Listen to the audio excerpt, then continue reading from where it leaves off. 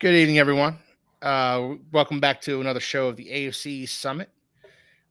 Joining me, we have Tyler, Sean, and Anthony from sunny Ecuador. Uh, we have a lot to talk about tonight. We have preseason week 1 to talk about. We have preseason week 2 to talk about, and we have a few storylines concerning our teams to talk about. So we have a great show planned for you tonight, and we are going to talk about all of that after this.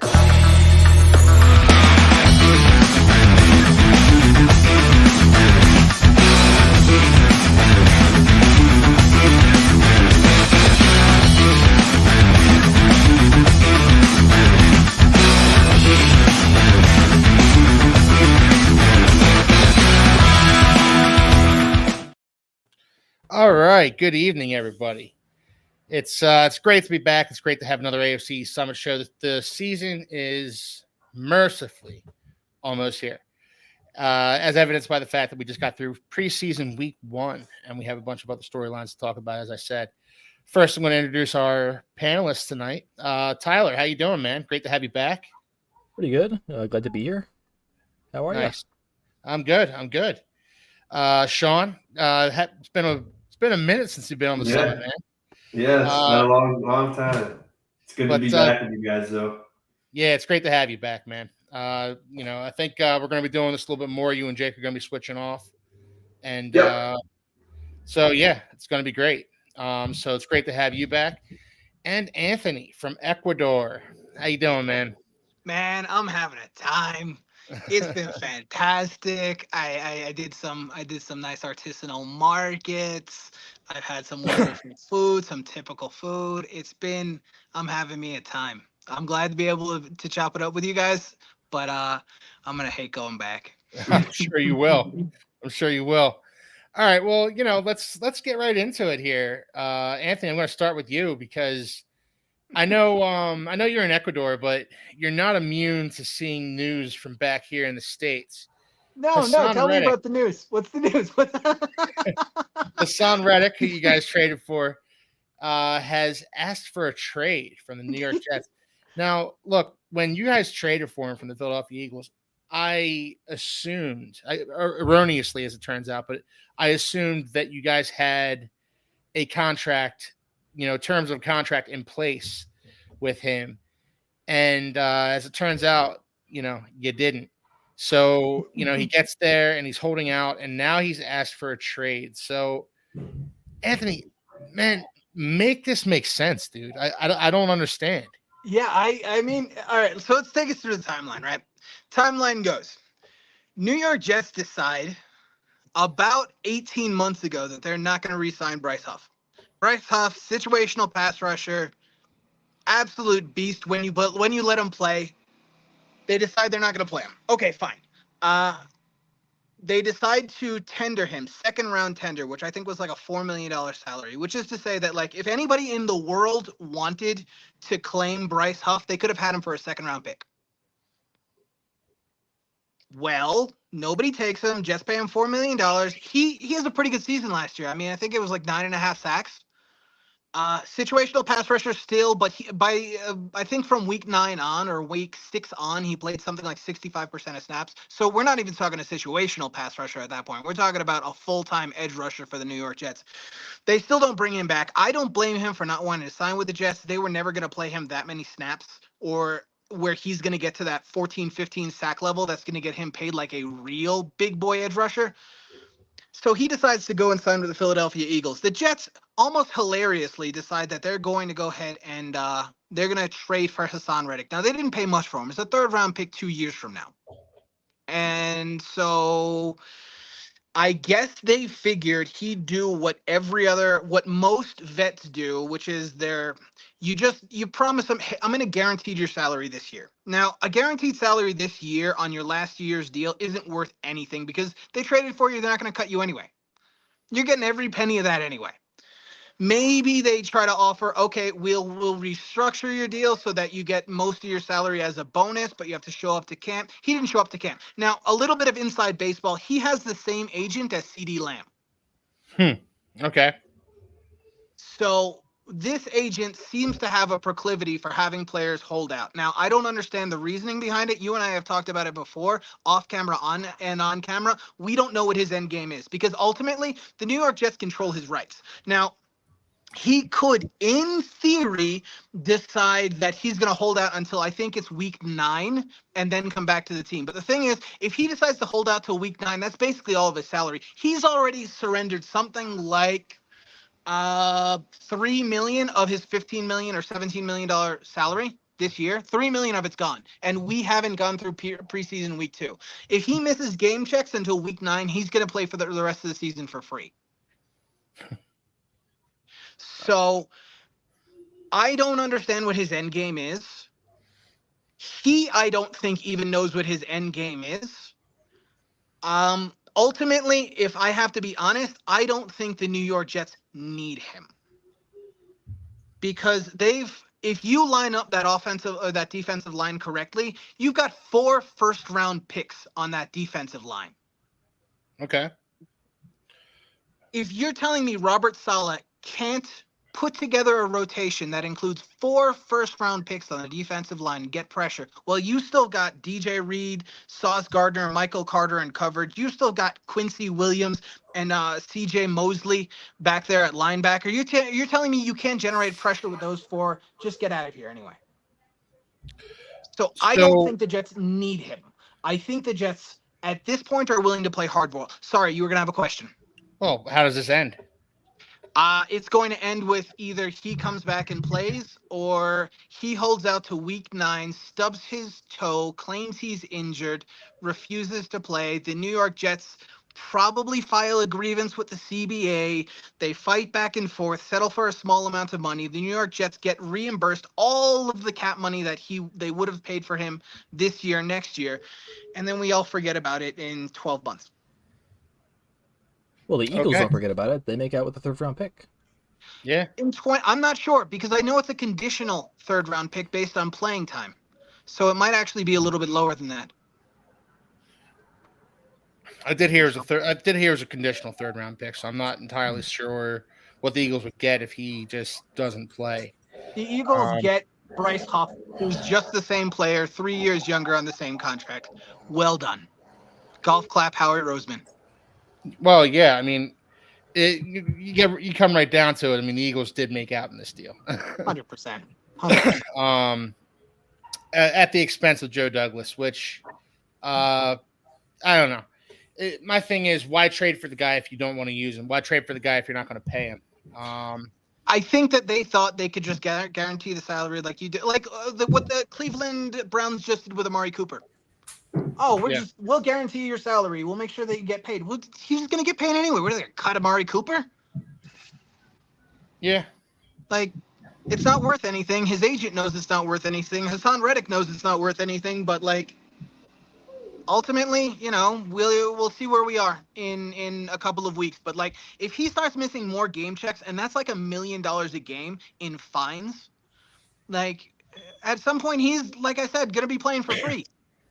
Yeah.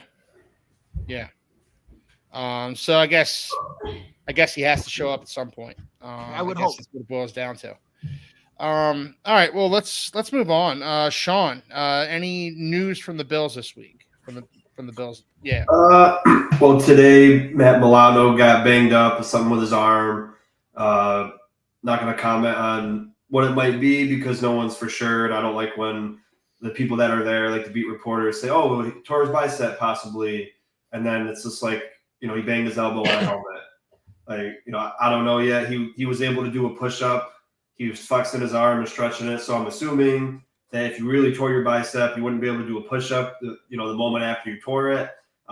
So I'm going to say it might just be, he hyperextended his arm, or I wasn't there, but it's a little bit nerve-wracking because he's just coming off a pretty gruesome injury last year, and you're hoping he can come back and be a good part of your defense. But, unfortunately, he might be coming to that point in his career where injuries are going to follow him, and hopefully this is nothing. But he didn't get examined after it happened. He stayed with that practice. He didn't do 11-on-11 training, but he didn't go into a tent or go to the hospital or do any kind of evaluation afterwards besides stretching his arm and doing a push-up. So as of right now, it's just an arm injury.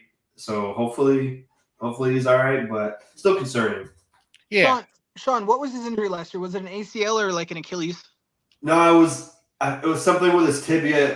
There was no ligament damage, but I forgot what the medical term for it was. But basically, he broke his leg and something with his tibia, and there was it was like a little bit worse than just a clean broken leg. So I forgot what I know Jerry Ostrowski talked about it. It was part with the fibula, like Brett said, but it was a certain medical term for it. Which I don't remember, but Brett says fractured fibia. Yeah, something like that. But yeah, it was pretty gruesome. And I had in high school one of the running backs on our varsity team had something similar happen where his entire shin basically snapped in half and was hanging by a couple of veins, and it took him a very long time to recover. And the muscle takes forever to regenerate. So Milano, even if he could come back, you can't guarantee that you're going to be the same player, just like with Von Miller. And I know Breece Hall came back last year after an injury and performed well, but you can't say it for everybody. You just got to see him do it. So I was already a little bit concerned about Milano because, the expectation if he's playing is to be an all-pro. And if he wasn't going to be, it'd be a rough sight to see. But again, I think his leg has been fine. He's been ramping up pretty good. But now if his arm's going to get hurt, again, we don't know the extent of it. But if he's getting banged up already, it's not a good sign. And hopefully you just shut him down really until week 1 and see how he goes. But yeah. So Brett says leg tibial. Plateau fracture. Yeah. Grade 3 MCL tear. Oh, there was ligament damage. Okay. Yeah. I know at first they were saying there wasn't any, and then they were going back and forth about it, but appreciate that. Yeah, I remember he got injured in London against Jacksonville, I believe. Yep. And I remember Daquan Jones got hurt in the same drive. Yeah. I remember that was a gruesome injury. I remember seeing it happen, in real time. It was just jumped in a big pile, and then his leg got planted in the ground, and then a bunch of people fell on it. And I was watching. I was doing the film on it on the game, and I saw the play out. I was like, ugh. Gosh, I didn't see it during the game. I looked away for a second. Yeah, and I saw him on the ground, and I was like, "Oh crap!" But yeah, could have been avoided, because it was like the play was basically over, but he jumped in anyway, and it was just like, you love the hustle, but you could have avoided the injury. Well, the hustle is one of the things that makes Matt Milano great, though. Yeah, and it just came back to bite him on that play. Yeah, but I remember it happening, and I remember thinking, that could be a career ender. So the fact that he's back at all is a credit to him. When it happened too, I was kind of like, is the season over? Because, at the end of the day, he's such an important part of your defense. And then it wasn't the only reason, but when you have AJ Klein trying to guard Travis Kelce in the divisional round, you're not going to, that's not going to be a good matchup. And it would have been at Milano. And again, we might not have won, but you would have felt better going into the game. And, he's such an important role. He might not be a vocal person, but his energy and the way he plays, it's contagious to the people around him. And, people had to step up after him, and they sort of did, but you can't replace him. So it was definitely rough last year missing him. But again, keep my fingers crossed that he can bounce back and try to stay healthy, but it's not looking good right now.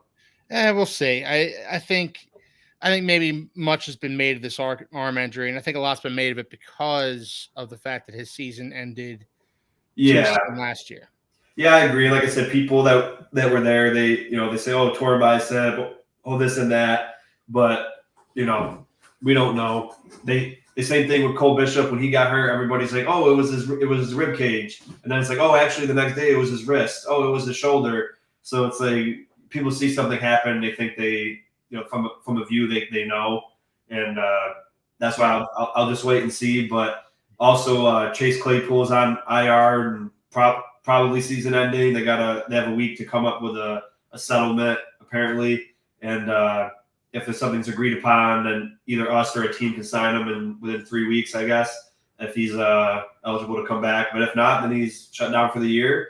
And to some people, that's disappointing. I was one of the people that thought maybe with a new attitude and a new environment, maybe he can go back to what he was in Pittsburgh and really help our team, especially because we don't have any true superstars yet. But it would have been nice to have a guy like him, and apparently he's more than likely done, and that's a little upsetting. And then, as Brett says, our third string quarterback Shane Buechele is also on IR to end the season too.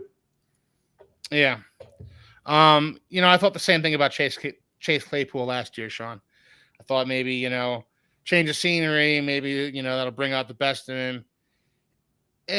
Outside of like a big fumble recovery that he had for the Dolphins, there wasn't really much good to say about him. But look, that being said, he still has all the talent in the world. I don't understand. I don't fully understand why he hasn't put it together. Yeah, it's strange. But to this point, I think his career with the Bills is done before it even got started.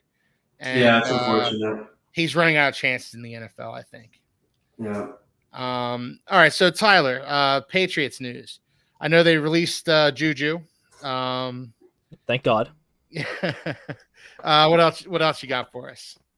We didn't touch on it last week, I don't think, but Christian Barmore got blood clots, so he's out indefinitely. Might be the whole year, like David Andrews was a couple years back, I think, which is obviously really bad for our defense because he was a big guy in the middle, big presence that I think we'll really miss if he's not in.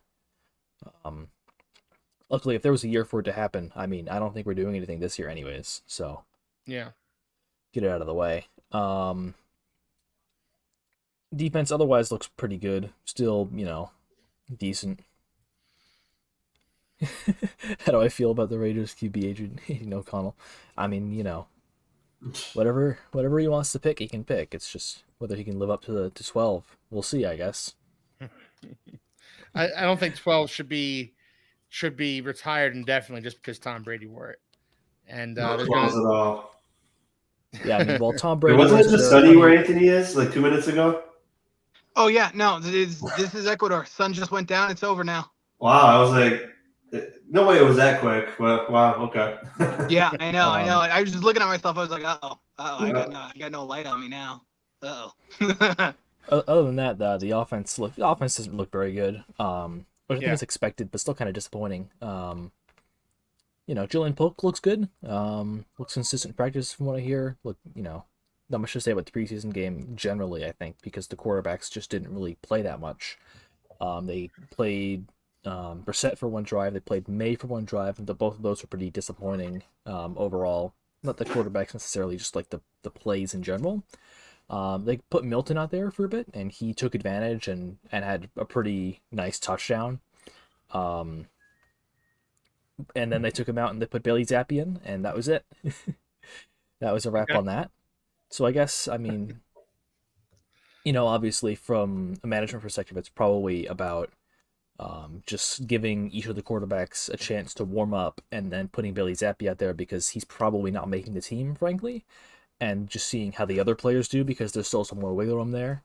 So from a coaching and a manager perspective, that makes a lot of sense. But from a fan perspective, I just wish we would have gotten to see Drake May and Milton a little bit more as opposed to Bailey Zappi. I wonder consistent. I wonder if they're shopping Bailey Zappi because he was at least a competent backup, and there's going to be some injuries. There's bound to be some, so I could see them trying to shift him for a 7th round pick, 6th round pick, or something. Who knows? That's probably what's going on behind the scenes, but hard to say. I guess we'll see. Raiders roster terrible and good players. Nathaniel Peterman, Matt Chatter, great to see you out there, man. Thank you for joining the show. Got a question for you here, Tyler. Do the Pats trade for Brandon Ayuk? Yeah, we were talking about that a lot last week because I really wanted it to happen, but everything we've seen and heard publicly suggests that the Pats are just out of the running on Ayuk because Ayuk doesn't want to play for the Patriots, which, I mean, understandable. The Patriots are going to be pretty bad this year at least. But still disappointing because it would have been really nice to have a true number one receiver after all these years. to really help May develop. But I guess we're going to have to wait until year 2 of Drake May and see if that comes about. Okay. All right. One question for you, Tyler. What are your thoughts on Gerard Mayo as a head coach? I mean, it's hard to say so far, right? Because a lot of coaches, like, kind of look weird in the offseason. They can look weird before the first season, or they can look really good. And you won't really be able to tell a lot of their issues until the first game or the first series of games and see how they react. I think that Robert Kraft has definitely shown a lot of confidence in him. And, Kraft recently has been kind of shaky as an owner, but over his ownership has definitely been a better owner than many others in the NFL. So I'm willing to give him the benefit of the doubt for now, but especially the offense does not look good. And that's not him. Gerard Mayo's more of a defensive head coach, but there's we saw in the preseason game early on, penalties, a lack of discipline. The offensive line doesn't look very good, and I don't think it will this year. So we'll see. Okay. I came on the show at one point and I questioned the Gerard Mayo signing because you fired Bill Belichick only to hire one of his minions. It just didn't make sense to me. If you're trying to move past the Bill Belichick era, why turn around and hire a guy who worked for Bill Belichick? It just didn't. Yeah. The hiring just didn't make sense to me. I thought maybe should have just kind of washed their hands of the whole thing and started fresh. But Gerard Mayo feels like more of playing some of the old hits. Well, as far as I've read, actually, what happened this offseason, basically, and the last offseason, Kraft gave, as far as I've read, Gerard Mayo a contract saying that he would be essentially the heir to the head coaching, and the idea was to have him take over in 2025 or something like that. 2023 obviously didn't go to plan with the Patriots, so they moved on that a little early.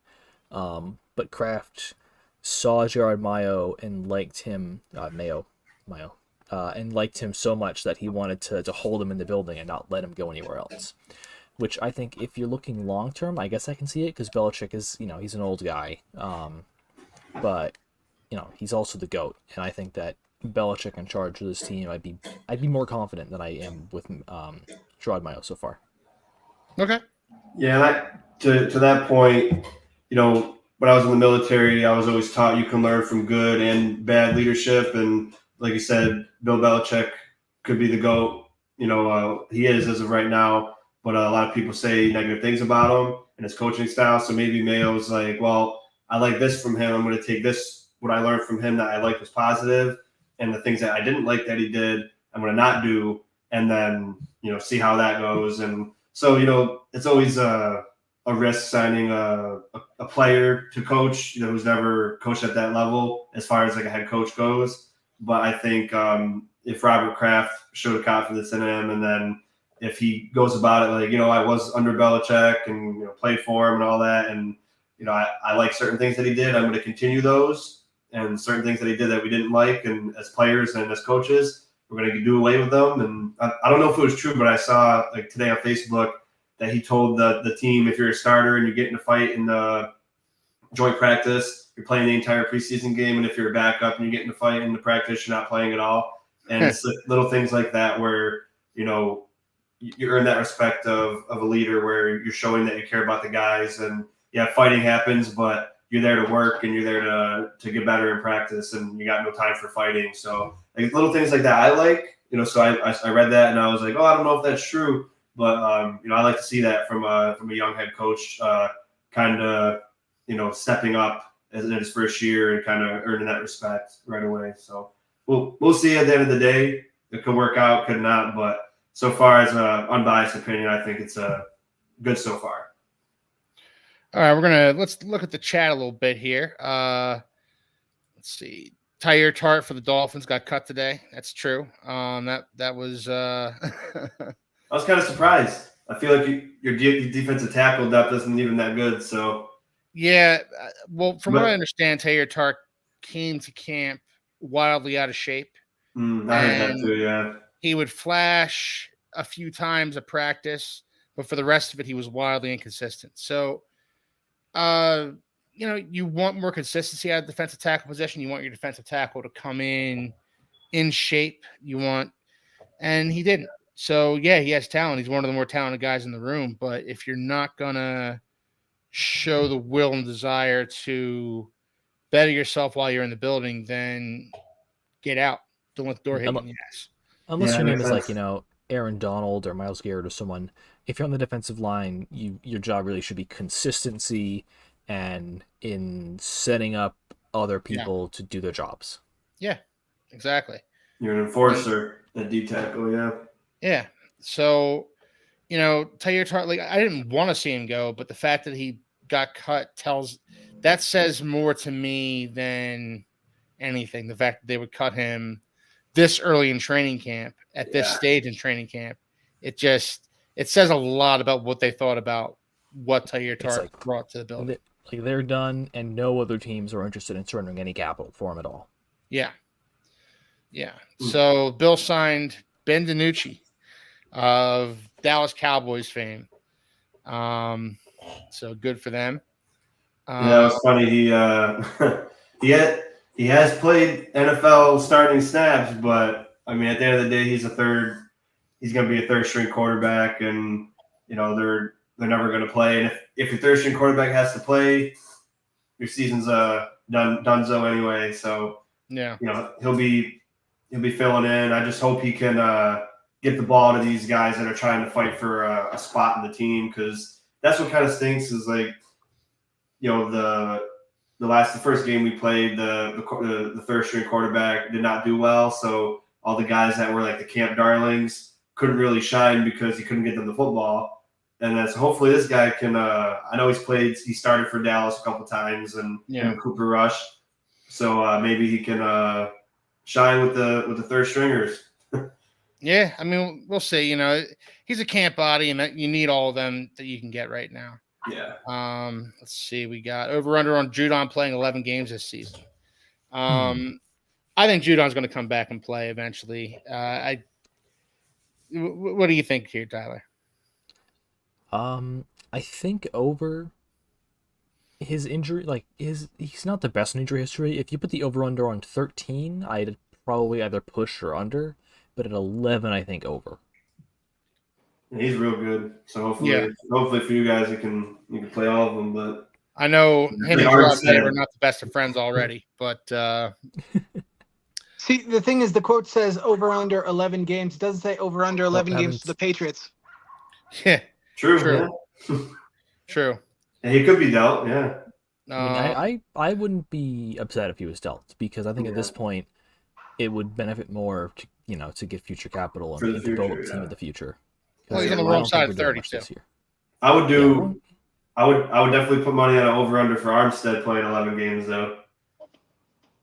Teron Armstead? Yeah, that would be like a pretty safe bet if you're. He's only played one season where he played the entire year. Well, he's flirting with retirement, so I feel like this might be his last season regardless. Yeah. Especially if he has another injury-riddled one. History tells you to take the under on that for Teron Armstead. Yeah. Well, it's good. It's good though for guys like Patrick Paul. So yeah, he's got to be ready. He's definitely going to get some playing time. So we're gonna get into Patrick Paul in a little bit here. So let's get into it now. Preseason week 1. I will start with you, Tyler. What'd you see from New England Patriots in preseason week 1? I mean, it's something you don't really like. Everything kind of what it's expected, I think. Where the offense kind of looks iffy, and I think it's gonna look pretty iffy this season in general. And the goal isn't really to have a good offense, but it's to have something better than the corpse of an offense we rolled out week after week last year, which looks like a maybe. We might have a better offense than we did last year, but we might not, honestly. And it's really about looking to the future, at least on the offense. And on the defensive side, it's, at this point, most of the starters are coming back. People are going to be the same. That's just looking at who can fill in the gaps and whether there are any hidden gems in the team. Anybody who would like anybody who's taking a big step forward, really. But like overall, I think the preseason game is about as expected. Okay. And Did you we'll see anybody see. taking a big step forward? Joe Milton looked pretty good out there. I will not lie. And in the little time he got, I mean, he showed why people are like, he has a good arm and he runs around. Yeah. Definitely showed off a bit. As far as I've seen, let me pull something up. I think Jeremiah Farms Jr. played well. Kind of a depth player, but did decently, which is especially needed on the defensive line because I don't think we're going to have Barmore for a while this year. Yeah. It's not looking good for him. Yeah. Hopefully he, takes as much time as he needs. Blood clots, you don't want to take any risks with those. And then get back healthy in the long term. Yeah, that'd be a huge loss. Be missing him for the whole year, but Yeah, it's a serious thing, especially at a young age. You gotta be very careful. They Well, just it's like- signed him too, didn't they? Yeah, He got a pretty extended big him. contract. At least one of the ways I'm looking at it, at least how I think about it a little bit, is kind of like when the Niners lost Bosa. I think it was in which year Yeah. did they lose That was Bosa? a couple Like years 20 ago, I think. Yeah. Yeah, like 2022, I think it was, Mhm. where it was one of those things where they were really bad for 1 year, but they got a good pick out of it, Yeah. and then helped them. Yeah. So that's the optimistic viewpoint for Patriots fans out there is we might be trading Judon. Judon might not want to play. Barmore might be gone. But at the end of the day, it's a rebuilding year anyways. Season's already probably not going to go anywhere. So let's just give us more opportunities to get a better pick and to see what we got from other players on the team. All right. And like you said earlier about Barmore, if there's a season for him to miss, it's probably this one because this is not going to be a great Patriots season. Yeah, my hope is that we go 2-15. Okay. We win one game at home when the Jets come to visit, and we win one game on the road when we go to the Jets. And other than that, other than that, we'd all appreciate that if you did that. When the Pats go to Miami, I think we can take a nap in the sun, kind of sunbathe a little bit. We go to Buffalo. I think we can skip the whole rainstorm thing this year. We can just kind of settle this with some cards, maybe a card game. Put Josh Allen, Jacoby Brissett out in the field.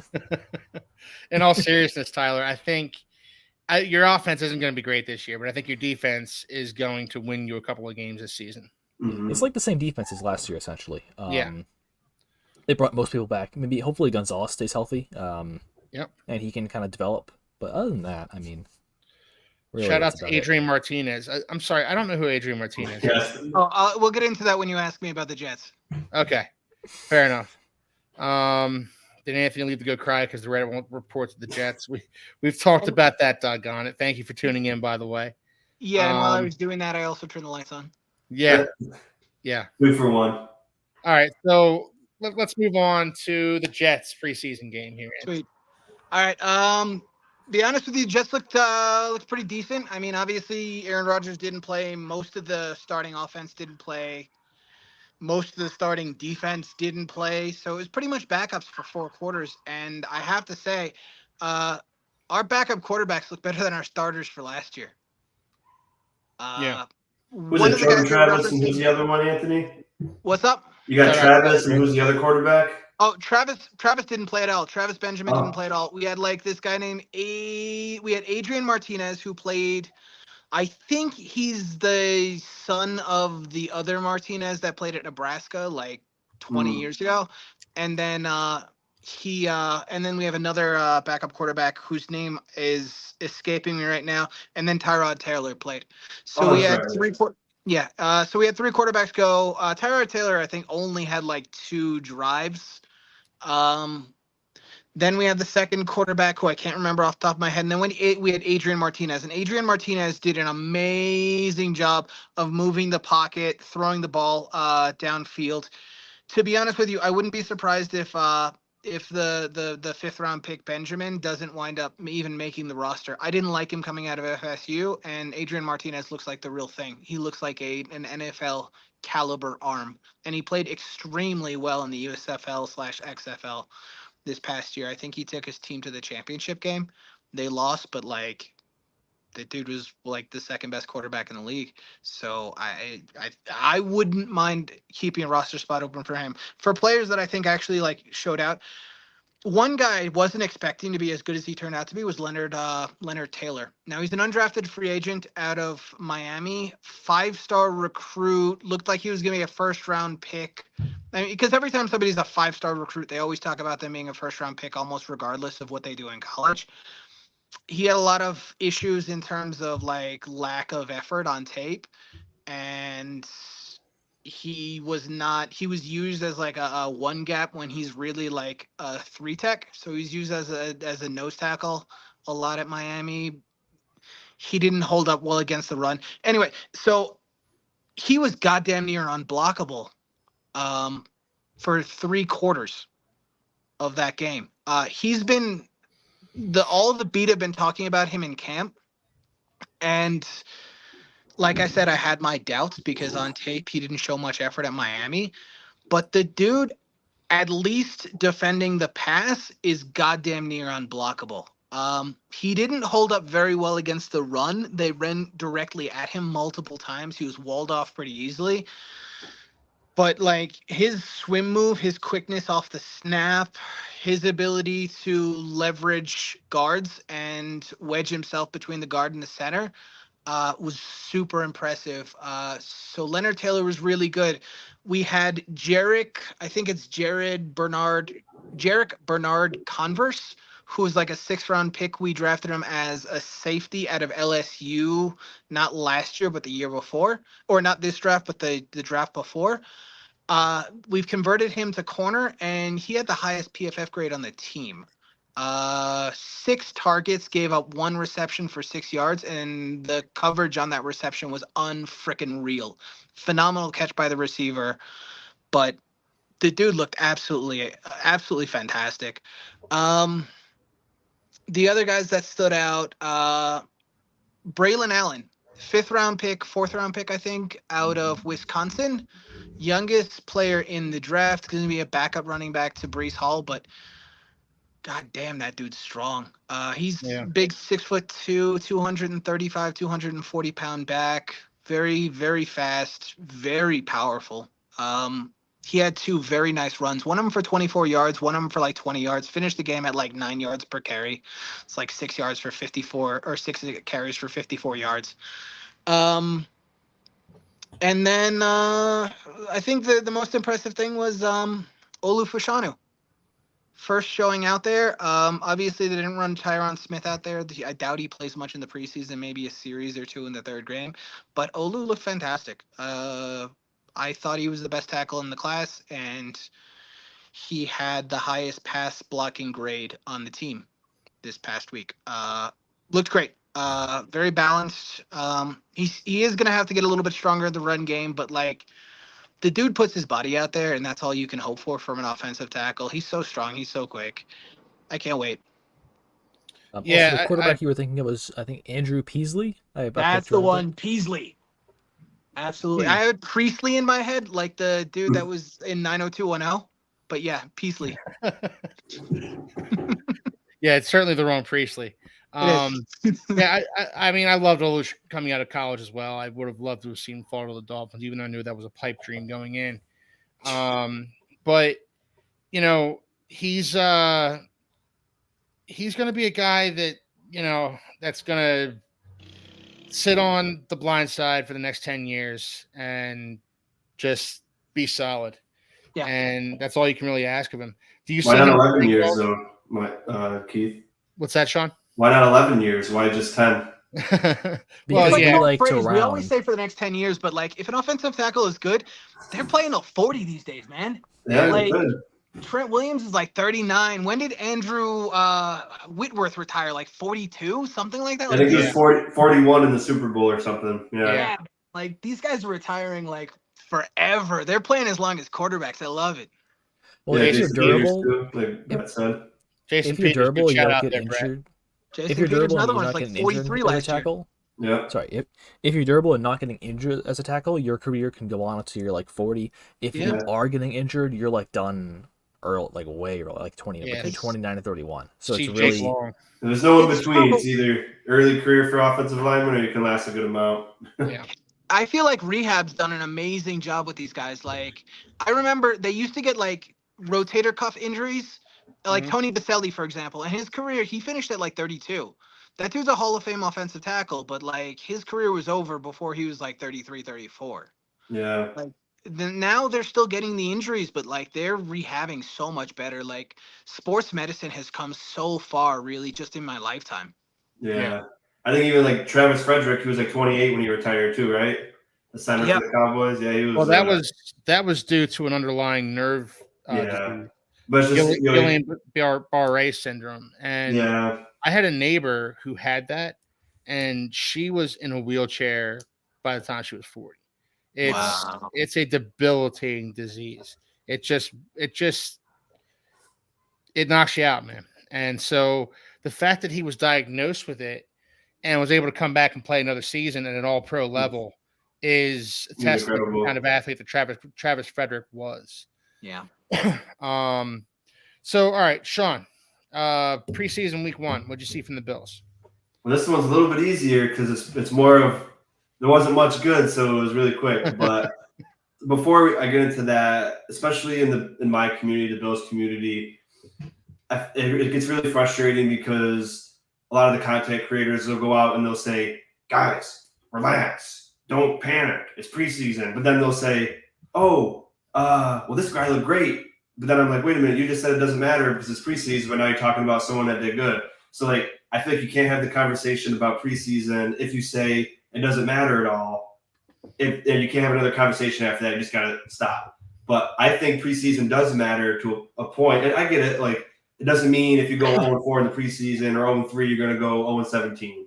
If you go 3-0, it doesn't mean you're gonna go win a Super Bowl. But it matters because you're evaluating your depth and your backups, and also when your starters go in, you're testing things maybe like. And other thing people say like, oh, they don't want to show their hand, but in all reality, I think I saw a stat. It was like 60-70% of all NFL plays are all similar. So it's like, well, how much are you really going to show if you went and ran certain plays? Like not much, right? And I played football, and when we used to have scrimmages, we didn't game plan, but we practiced what we were going to run before we went and played a scrimmage game. So you're not like going all like, okay, now we gotta do all this exotic blitzing and all these that you don't do that, but you're like, okay, we're gonna run this scheme, we're gonna run this run plays, these pass sets, and so we always say that too when we do bad. Oh, well, we didn't game plan. Oh, Connor McGovern said we didn't game plan for the Bears running stunts. Okay, I'm sorry, but a stunt is pretty basic at the same time because it's just the end going inside and the tackle going outside. So if you're doing your job as a lineman, you're not just going to see a stunt happen and be like, wait, we don't know how to do that because we didn't game plan for it. Like, you should be able to do your job without coming up with a week 1 game plan. So, a lot of the people in my community haven't misunderstood where, oh, we do bad, we don't game plan. Oh, we do good. Oh, we're the next best thing since the 85 Bears. So that's a little bit frustrating for me because it does matter to a point. And when your starting team is in there, even if it's for a drive, you want to see them do well. Whether you're running crazy offensive plays or not, do well when you're in, and then you can evaluate where your strengths are and what you need to work on in the last 3 weeks of the training camp. Because once you get to the regular season, you're just game planning. So you're not like, oh, we got to work on this, we got to do that. You're game planning for the following week. So, but long story short, the good things I saw, highlighted number 1 was our favorite center, Cedric Van Pran Granger. He has gotten a pretty unfair deal in training camp so far, basically only running with third team. They basically handed Connor McGovern the job and said, Alec Anderson, since you're so versatile, you're the backup center. But we all know Cedric Van Pran, 2-time national champion, started for Georgia for 4 years, and went against guys like Jordan Davis and Jalen Carter all throughout his career. So when he plays against the third team, he's going to dominate them because he's way above that. So he goes in there has the second best overall PFF score. Really should have been the first because Curtis Samuel got number 1, but he only played like 5 plays. But Van Prangranger was great in the run, great at getting the second level, great at pass protection. Literally the only offensive lineman probably with all 3 units that stood out at all in a good way. And then, Khalil Shakir made a couple good passes. Curtis Samuel had a couple good passes. Keon Coleman had a couple, he had a nice catch. He had a couple routes where he didn't get much separation, but he was physical, which is what you're expecting of him. Didn't come down with one of them was a bad pass. One of them, the corner got a little bit more physical, and he just wasn't at that level yet. He's got to realize they're going to be physical with you. You got to be physical right back just as much. And you're big and tall and strong. You can force a lot of flags if you play your cards right. So his first time out was pretty satisfied with him. Ray Davis and Frank Gore Jr. out of the backfield. Nothing was good running the football because there was no push up front at all. Like literally us 4 probably could have got the same amount of push that they did.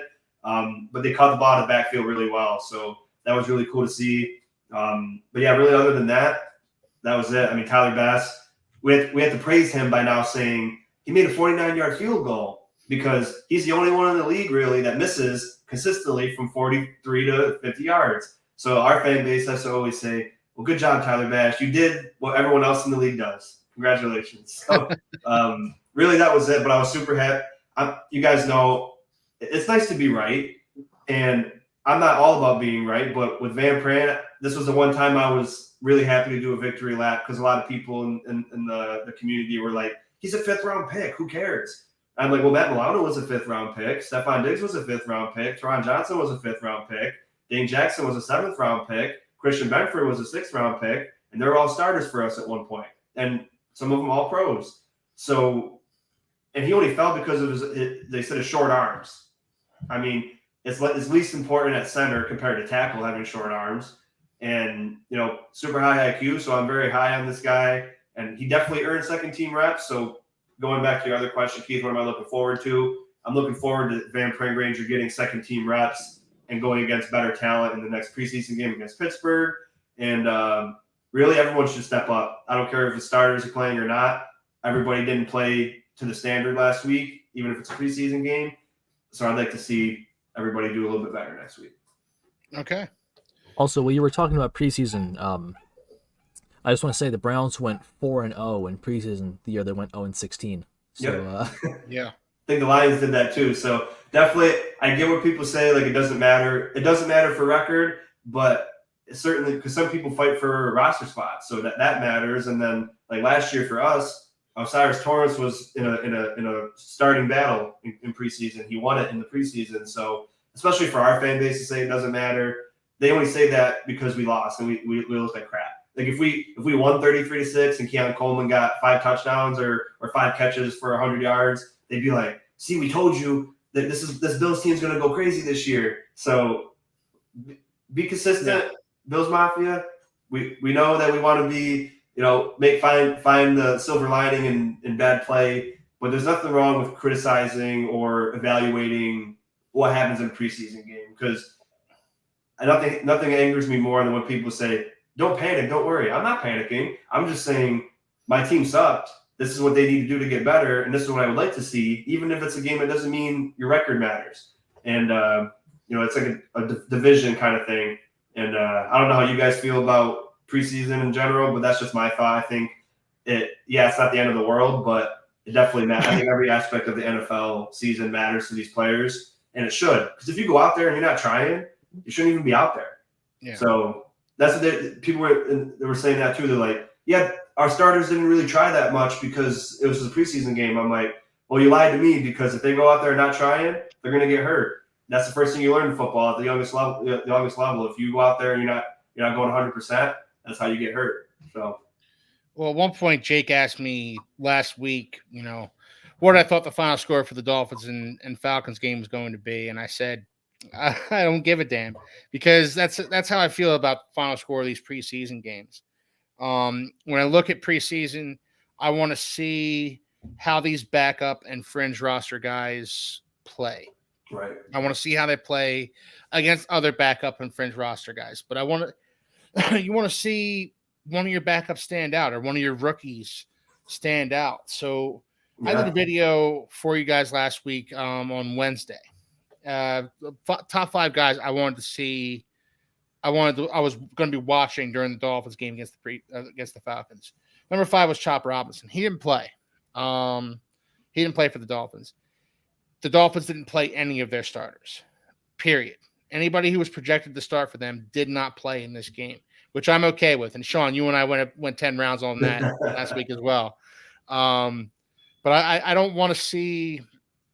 I don't want to see one of the Dolphins starters go down during a game that's not going to count for anything. I've been very clear about that. So Chop Robinson, the projected starter, I thought he might get a couple of minutes because he's a rookie. Probably needs to get his feet wet a little bit. He didn't play. Okay, I'm okay with it. The next guy was Quentin Bell. Quentin Bell played a little bit. Didn't play a lot, but he's been flashing a lot in practices. He was out there. He made a couple plays, made a couple tackles, but for the most part, he was just kind of out there. Patrick Paul, he had the 3rd highest Pro Football Focus grade for the Dolphins in week 1 of the preseason. He played well for them. He was nimble, which is what struck me the most about him. He looked nimble out there. He looked like he was pulling on run plays and getting to the next level. It was nice to see. And Anthony's smiling because he's been telling me all along that Patrick Paul was capable of that. I didn't see it, but you know what? Yet again, Anthony was right and I was wrong. Now let's also throw this out there. One preseason game does not an all-pro left tackle make. So, it's one preseason game. He looked good. He looked like he belongs. He looked like he could be the future of the position for the Dolphins. But let's not fly off the handle and say, okay, because he was good in this one preseason game, now he's going to be a perennial all-pro. He looked good. And I was happy. I was happy with what I saw from Patrick Paul in that game. The next guy was Jalen Wright. We can now congratulate Anthony for being the first Jets fan that you write about anything ever. Mark it down. The next guy I was going to be watching out for was Jalen Wright, who was the Dolphins' 4th round pick out of Tennessee. They traded a 3rd round pick next year in order to move up in the 4th round to take this guy. He looked to me a lot like Aaron Jones out there. He looked like the way he runs the ball. He looked like Aaron Jones. He ran 11 times for 55 yards. He had a touchdown run. He looked really good. I'm pretty jazzed about having this guy backing up Devon Achane and Raheem Mostert. And if he keeps on playing like this, he's going to force the Dolphins to give him more touches in the regular season. Yeah, you got an interesting little running back room because you still got Jeff Wilson and Chris Brooks. And Jeff Wilson are they going to keep right out there running too. Backs or cut two pretty? I mean, Wilson's older, but Brooks has a lot of promise as a good power back, so it'd be interesting. Yeah, but and Wilson's older, like you said, Sean. But McDaniel loves him. McDaniel loves himself some Jeff Wilson.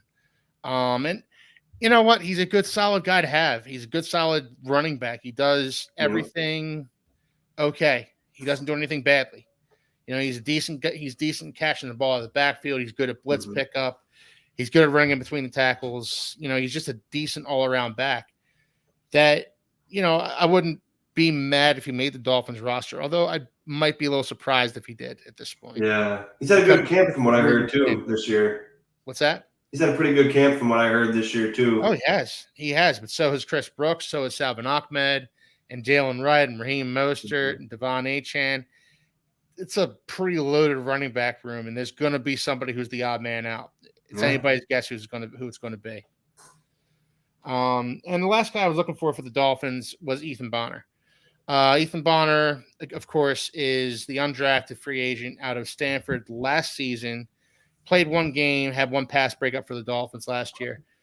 In this game, Ethan Bonner is basically competing to be the top backup behind Jalen Ramsey and Kendall Fuller. That's what we're looking at right now. That's kind of where the Dolphins' depth is at in the cornerback room. Cam Smith hasn't really stepped up and taken the job the way I was hoping he would. Xavier Howard's gone. This is what we're looking at. We're looking to Ethan Bonner to be the top backup. And the thing is that you say an undrafted free agent from last year who's only played in one game and only has one pass breakup, that should scare a lot of people. That should scare Dolphins fans because you hear that and you think, well, that guy can't be the top backup. If Kendall Fuller or Jalen Ramsey goes down, do you really want this guy starting for you? Do you really feel comfortable with that? And my response is I'm starting to feel more and more comfortable with it. I actually like Ethan Bonner a lot. He's super fast. They say he's the third fastest player on the team, behind Tyreek Hill and insert second player here. Devin Achane? Devon Achane, Raheem Mostert, Jalen Waddle. They should all race sometime and just put this all to rest. Like Tyreek Hill at one point, I don't know if you guys saw, he challenged Noah Lyles to a race. He thinks he can beat Noah Lyles in a race. He probably could. I don't know, man. I don't know. He's fast. Tyreek Hill's fast, man. Like, Yeah, he is. Didn't he beat he did a race against Olympic runners before and he beat them, or were they just? It was he ran against DK. Yeah, and he smoked DK. Well, but I mean, DK's got 40 pounds on him. There was also there was a couple of other players in that race too, wasn't there? Yeah, they were amateur runners. They were like college runners. Yeah, that's what I thought. If Tyreek had smoked DK, though, I would be shocked. Well, Keith, let me ask you: did you hear Mike McDaniel, his up and Adams with Kay Adams the other day? Yes, it did. And how'd you feel about when he said, "I wish I could not play the starters at all in the preseason, but I don't want their first tackle football experience outside of practice to be week one." How did it make you feel? I mean, I agree wholeheartedly with it, Sean. You know, and it goes into what I've been saying about not wanting to put the Dolphins starters out there in a meaningless preseason game where all they can do is get hurt. You know, what does Tua or Tyreek have to prove? You know, yeah, they need to go out there, they need to get hit, they need to get tackled a little bit. I understand all that, but like they don't have anything to prove. For sure. Other than to go out there and for Tua to take a nasty hit from some third string defensive end who's just trying to make the roster and tears up his shoulder in the process or something like that. Right. Are you describing Mark Sanchez? Yeah. Yeah. Well, I liked that he said that because it was kind of how I felt too, but he said it in like a coach speak way. Like, yeah, it would be nice to not play your starters, but he's going to have to play them either week 2 or week 3 a little bit. I think it's coming this week, Sean. Yeah, because you want to get ramped up. And again, even if it's for a few plays, it's just going through the pregame rituals and the motions. And then, you know, another team that's not your defense that you're practicing against every day, going at it where you know what they're going to do for the most part kind of thing. And again, I'm in like an in-betweener type person. I would hate to see if a starter got hurt, but there's been proof like the Rams never play a starter ever in preseason with Sean McVay, and they won a Super Bowl. But then there's other times where like you play your starters and then it works out good. And you know, it's really just there is science behind it. I'm not gonna pretend like I know all the science, but I do remember even Dan Campbell was mentioning how it was like his first year when they were pretty trash and they had to wear pads an extra day. And he's like, man, like he's about to cry. He's like, I wish you guys could understand like the science behind this. And like, I wouldn't put you in jeopardy if it wasn't a good reason for it. So it's like, I'm not a coach, but I do understand because I played the game too. You got to hit, you got to put the pads on, you got to, you know, you got to condition a little bit and got to harden those muscles a little bit. Yeah, but it's hard to find like what's the fine line of doing it. And I get what you're saying. Like, why not just do the joint practice? Because it's basically the same thing. But basically, you know, it's just one of those things where you're never going to prevent injury all the time. You know, you can, you know, Ed Oliver, he got banged up on the first play, but let's say he didn't play in the game and then he was walking into the locker room and he slipped and banged his knee on the ground. Like you can get her doing anything. So, but I'll say this: whatever the Dolphins did last season obviously didn't work because try the opposite. Yeah. Well, you know, I mean, try the opposite. So just play the starters throughout the entire preseason, and but in all honesty, and levity aside, whatever the Dolphins did do last season didn't work, and maybe it was luck, maybe it was this or that or the other thing. something needs to give with this Dolphins team because they've had no luck on the injury front the past 2 seasons. They need, and at a certain point, you have to wonder: is it luck, or is it something that's being done and or not being done within the facility? Yeah. So something needs to, whatever the science is, the Dolphins need to get up to date on it. Yeah. Well, I will say with all of our teams recently, last few years, we've all been on the bad end of losing people that were key contributors to our teams, and that's it sucks because you're always playing that what if game, like, oh, what if we had Milano, Trey White, and Daquan Jones? What if the Jets had Aaron Rodgers? What if the Patriots had Gonzalez and Judon? What if the Dolphins had so and so? And it sucks, but then it's just a part of the game. Everybody gets all teams have players get hurt, and then that's why seeing who your depth is in the preseason is important because I guarantee you, it's already happening to at least our team. All 4 of us are going to have one of these players that played week 1 in the game, playing meaningful snaps in a big game. So hopefully not many. Hopefully we can have a good season, all of us, and have minimal injuries. But luck is a huge part in all of it, especially in the playoffs. It's whoever's the healthiest, and you gotta have a play go your way. You gotta have a call go your way, whether it's right or wrong. And that's why football is such a beautiful game. There's no series in the playoffs. It's just one and done. You got to come play your best football, and if you don't, even if you're the better team, you're gonna go home. So yeah, crazy. Yeah. So, all right. So we're gonna get into week 2 of the preseason right here. We have about 15 minutes left in the show. So week 2 of the preseason, Sean, what are you looking for from the Bills? Yeah, like I said, come out with more energy. They just seemed like they weren't in it, and I get it, it's a preseason game, but like I said, from my experience playing the game, even though it was a scrimmage game, we just we're hyped up. We're ready to play like it was the playoffs, and it's upsetting to see professionals that get paid millions. That you had a huge crowd there. There was like 40,000 people there watching the preseason game, and you went out there like it didn't matter. So a little bit more effort. And everybody I don't know if they haven't said the starters are playing, but whoever's out there, I want to see maximum effort, better performance because everyone, backup tackles were horrible, couldn't get any push on the line, quarterbacks couldn't get the receivers the football, running backs couldn't get the lanes because the offensive line couldn't block. So really just everything, please be a little bit better so we can evaluate properly. And again, Cedric Van Pran is who I'm really watching, and Alec Anderson. Obviously, I'm a Van Pran stan, but I'm unbiased when I evaluate Anderson and Van Pran. But Van Pran definitely earned reps to get to the second team, and Anderson didn't do well. So if it wasn't for the merit of Van Pran did great, Anderson didn't do good at all. So that should give Van Pran more opportunity, and then hopefully he gets even more opportunity, gets first team. We can put McGovern back to left guard. And then we only move 1 spot instead of 2 on our offensive line. So that's what I'm looking for. I don't think Josh will play this time.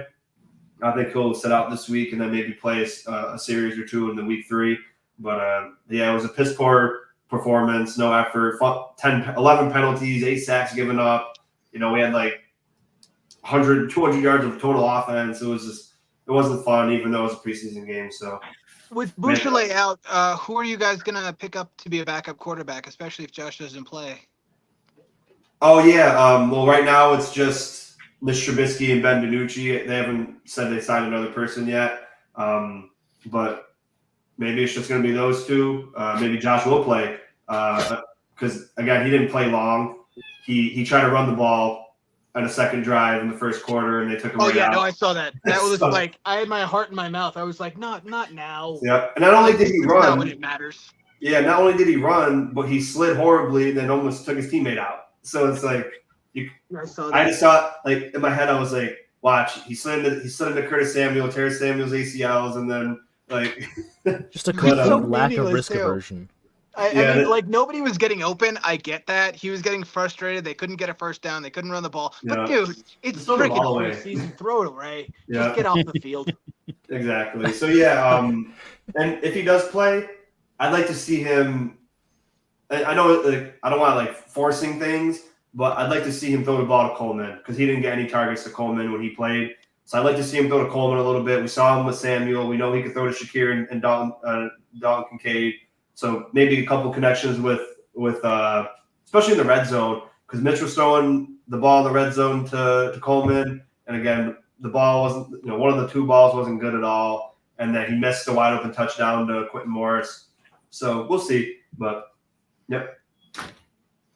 All right, Anthony, what are you looking for the Jets in this second preseason game? More of the same. I don't want to see the starters at all. I'm perfectly fine watching the backups. To be honest with you, the backups for the team look pretty decent. So, like, I want to sort out the situation where we have an idea what the second string offensive line really looks like.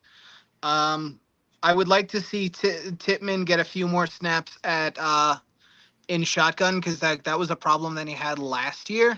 Where it was the snaps in shotgun. I don't think he had any in this last game. I think it was all just under center. The running backs I want to see get sorted out because we have Izzy Abanikanda from last year, who they don't seem to be super high on, but I mean his tape from Pittsburgh was super fun. I drafted Isaiah Davis and Braylon Allen. Obviously, they tipped their hand. Braylon Allen's going to be the backup, so I want to see who the third third string running back is because running backs get hurt. More of the backup wide receivers. Just more of the backups. See this rotation of defensive linemen because, like, if Reddick's not going to be there, I want to see who these backup defensive ends are. So, like, yeah. I just want to see more rotation. I want to see who the backups are. I want to see them sort out some of the other camp competitions. But, like, don't play the starters. Don't get anybody hurt. This doesn't matter. None of this matters. Like, preseason, you guys were talking about this, but, like, preseason, it doesn't matter win or lose, but the process does matter. Like, I know for a fact that, like, my second stringers are better than somebody else's second stringers. My third stringers are better than somebody else's third stringers. And I know that some of those second and third stringers are going to end up playing due to injury, due to attrition, due to holding out. So like, ultimately, I just want to see that my backup, the second and third string is filled with quality players that will play in the NFL. Yeah. Amen to all that. No injuries. No injuries. Tyler, what are you looking for from the Patriots in their second preseason game? I'm looking for some more Drake May, hopefully some more Joe Milton, and definitely some more discipline on offense. Some real, for the line to hold up, for no penalties, no stupid penalties. And to really get an idea of what May and Milton can do and what they'll look like in games. I don't think we need any more Jacoby Brissett. He's going to be playing in the regular season a lot. Don't want to risk him because he's probably going to be running a bit too with his play style. But May, Milton, discipline, and of course, hopefully we can see some of the backups develop a little bit more and get some play time. But those are the things I'm really looking for right now. Okay. For the Dolphins, I'm looking for, obviously what Anthony said, no injuries. Come on. No injuries. I think Tua is probably going to play a drive or two. I think Tyreek might play a drive or two. I want to see the Dolphins stay healthy. I want to see them hopefully look a little sharp in this game. They are not playing the best of opponents in the Commanders, which actually plays into why I think the Dolphins should play their starters in this game if they're going to play them at all. So what I'm looking for is to see the Dolphins continue to look okay. Their backup quarterback competition is not a barn burner by any means, but if history is any indication, they're going to need one or both of these guys. So I'd like to see them both play better. Mike White was 4 of 14 for like 32 yards in the game. Skylar Thompson was a little bit better. He had a touchdown and an interception. He was a little bit better, but neither of them took this backup quarterback job and really ran with it. So I want to see one and or both of them play better football. Additionally, I want to see a little bit more from Channing Tindall, who had a sack in this game. He was the Dolphins' third-round pick 2 years ago. He was their top pick that year. And he's always had the athleticism, but he's never put it together. He fell into Vic Fangio's doghouse. And as we all know, once you get into Vic Fangio's doghouse, you're not getting out. So he fell in there. Patrick McMorris led the Dolphins in tackles. I want to see more from him. He was a guy. That was a pick that I've panned on this channel a lot. I want to see more from him because he looked like he belonged in that game as well. But more than anything, I just want to see the young guys continue to progress. Our Patrick Pauls, our Ethan Bonners, Jalen Wrights. I want to see that. I want to see more good things from all these guys. And I want to see very little from the starters, if I'm being honest. What about that safety you drafted in the 7th round that you were happy about? Patrick McMorris, that's the guy. That was him? Yeah, that was him. So I've panned that pick a lot, but you know what, Sean? So you like him now? He led the Dolphins in tackles in their first preseason game. He was all over the place. He had 2 tackles for loss. I mean, he was kind of all over the field. It was, I didn't expect to like this kid, but I've seen him play in one game, and he played very well in that game, so I'm starting to like him. We'll see how it goes as the season goes on. The Dolphins safety room is still a room that's kind of in flux. With Jordan Poyer being a little bit older, Marcus May out there. Oh yeah, that's right. Yeah, Saran Neal had a very nice game for the Dolphins. There's room for Patrick McMorris to earn himself some defensive snaps as the season goes on. There's room on that defense for him. I know you were talking about Cam Smith a little bit, how he hasn't won the second cornerback job, but watch out for him because, like, in college at South Carolina, he played a lot of box safety / like nickel corner, nickel safety. Like, he played a lot on top of tight ends, covering them one-on-one in a lot of too high looks. So, like, don't be surprised if they move him in to play corner and he looks a little bit more like Brian Branch did, or Devin Witherspoon or whatever, where they just have him just shadowing either big wide receivers in the slot or tight ends. I think that's where he's going to play in the league. I'd love that, Anthony. I'd love to see Cam Smith carve out a role for himself. But the fact of the matter is that he came into this camp and the Dolphins were hoping he was going to take that top cornerback backup position. Yeah. And he struggled in minicamp, got in the training camp, got hurt on the second day.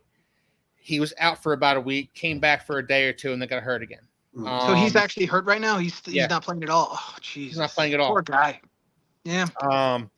So this was a situation I've been monitoring closely because I'm concerned about the depth in the cornerback room for the Dolphins. Yeah. I've in private and with other Dolphins fans, I've kicked around the idea of maybe talking to Xavier Howard and seeing if maybe he might be interested in coming back, or Stephon Gilmore, or one of these guys. Not Eli Apple. I've seen enough out of him. But get him back. Yeah. But no, it's been one of these situations where you can't expect Jalen Ramsey and Kendall Fuller to stay healthy for an entire season. You can't expect them to play 90% of the defensive snaps all season long. You're going to have to lean on some of these backups like Cam Smith, like potentially Ethan Bonner, to come in and play meaningful snaps for you, meaningful minutes. So I was hoping Cam Smith could. I was hoping Cam Smith would take this job and kind of run with it, but he hasn't. Yeah, I don't. The thing is, I don't think he was drafted to play the outside. He didn't. I mean, he played the outside a little bit at South Carolina, but they moved him around a lot. They even sent him in a lot on safety blitzes and blitzing like a linebacker. So, like, he was drafted for a Flores system. Then they brought in Fangio, and now they're back to more of a man system. That's my hope for him as a player, is that they use the skill set that he actually had in college and not like what they pretended like he had last year. Yeah, and that's another thing. And that's something I meant to bring up. Anthony Weaver's system, love it. Love the aggressiveness of it. Love the way he moves the players around. It's, I shouldn't knock Vic Fangio. I shouldn't knock Vic Fangio's scheme because he's been doing it a long time. He's one of the best defensive coordinators to have ever done it. But his scheme was a little too passive for me. A little too bend but don't break for me. Mm-hmm. Anthony Weaver attacked. He attacked and he attacked. And when he was done attacking, he would attack again. I loved it. I loved watching what this scheme was. It was a breath of fresh air. Mm-hmm. And does that mean they're going to give up big plays throughout the season? Probably. but it also means they're going to get some big plays. It also means they're going to generate some big plays for their defense. I really loved what I saw from Anthony Weaver's scheme in this first game. All right, so guys, any closing thoughts? Tyler, you have any closing thoughts for us? I just hoping the Patriots, look really good this year, but somehow lose all of their games except for 2 of them against the Jets. The aforementioned Jets games. Yes, exactly. You can beat the Dolphins too while you're at it. Come on. No, but then we might not get the first overall pick. So I mean, true. All right, yeah. So you're just let the Dolphins win. Exactly. Let them have something, Yeah. Mm-hmm. I mean, they're going to win the playoff games, so. But, final thoughts. Playing us. Final thoughts. To be honest with you, I'm going back to the States on Thursday morning. School starts up on Friday. Well, I have to be back at school on Friday, so summer's coming to a close, man. Like we get closer to football, but like my summer's coming to an end. Bittersweet. Yeah, bittersweet, especially for teachers like you, Anthony. It's bittersweet. For me, it's just the heat's over and football begins. There's no downside for me. Well, not until the inevitable Dolphin collapse. Well, yeah, not until the season actually starts and I have to watch the Dolphins. Well, it'll look really good until like November. Year. Once you get to November, then you're going to start suffering. But until November, it'll be pretty good. Yeah, I'll be a happy clan until November. And you already know the Phillies aren't going to do anything in the playoffs, so you have that to look forward to. Dude, they're down 4-0 to the Marlins right now. I don't know what the hell's wrong with the Phillies. Don't worry, we're on the come up again. We'll be back for another championship in a couple years. All of our young guys are just showing out at all levels in the farm and in the league. So it's rough still losing. Yeah, and, at least we're not in last place though. We're ahead of Miami, so that's true. We're way ahead of last the place rebuild. Miami Marlins, who are currently beating the Phillies 4-0 in the top of the 8th inning. In Philadelphia, this game is, by the way. Good. You deserve it. All right, Sean, you have any final thoughts, man?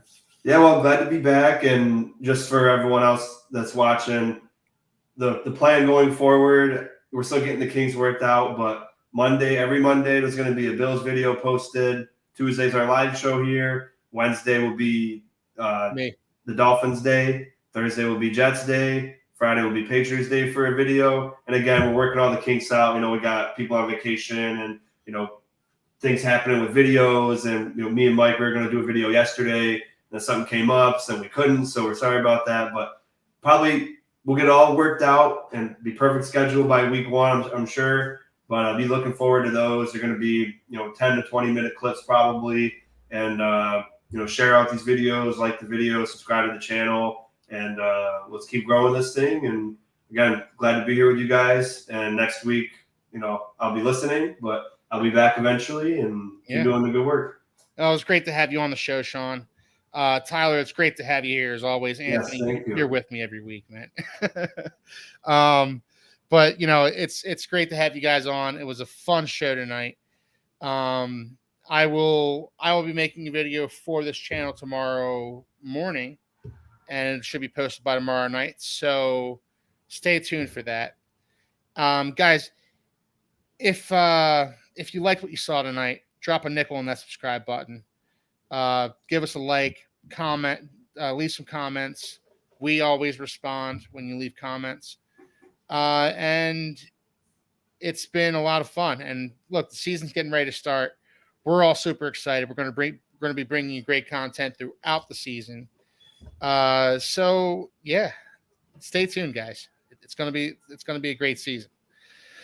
So with that, I'm going to sign off. I'm going to say, fins up. Go Pats. Take flight. All right. Go Pats twice this year, actually. All right, guys. Have a nice night. Take care. You too.